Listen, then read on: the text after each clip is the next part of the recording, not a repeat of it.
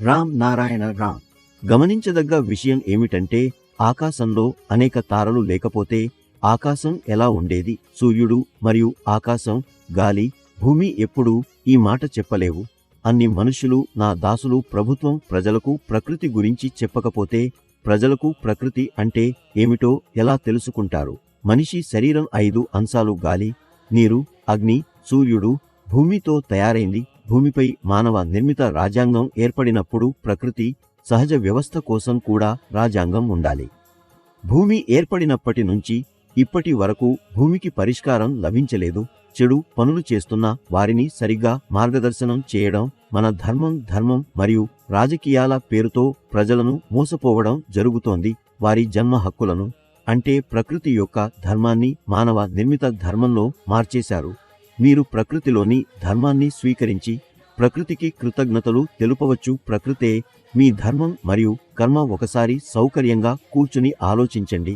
ప్రకృతిలో మీకు ఏం లభించిందో, మీరు ప్రకృతి యొక్క ధర్మాన్ని అనుసరిస్తే మీరు ఏమి పొందుతున్నారు, ఏమి పొందడం లేదు అనేది త్వరలో మీకు అర్థం అవుతుంది. ప్రకృతిని త్వరగా ఎవ్వరూ అర్థం చేసుకోలేరు. జీవితంలో నిజమైన సత్యాన్ని ప్రజలు అంగీకరించాలి. దానిని ఎగిరి తప్పించుకోలేరు. మీరు ఎవరో ఒకరిపై వేళ్లు చూపిస్తే మీ మీద 4 వేళ్లు చూపిస్తారు.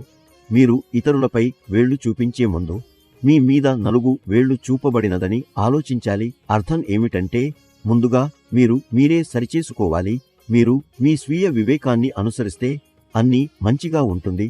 మానవ నిర్మిత రాజ్యాంగాన్ని మనం చూడలేం, కానీ ప్రకృతిని అనుసరించే రాజ్యాంగాన్ని మనం అనుభూతి చెందవచ్చు. ప్రకృతిని అర్థం చేసుకోవాలని, జీవితం కోసం సరైన మార్గాన్ని కనుగొనాలని ఉంటే మన మహాగురు ఇచ్చిన రామ నారాయణ రామ మంత్రంతో మీరు కనెక్ట్ కావాలి. ఈ మంత్రం జీవితానికి సరైన మార్గాన్ని చూపిస్తుంది. జీవితంలో ఉన్న అన్ని సమస్యలు, కష్టాలు సులభంగా పరిష్కారం అవుతాయి మీరు ఈ మంత్రాన్ని జపించినప్పుడు. అందుకే సమయాన్ని వృధా చేయకండి. వెంటనే రామ నారాయణ రామ మంత్రంతో కనెక్ట్ అవ్వండి.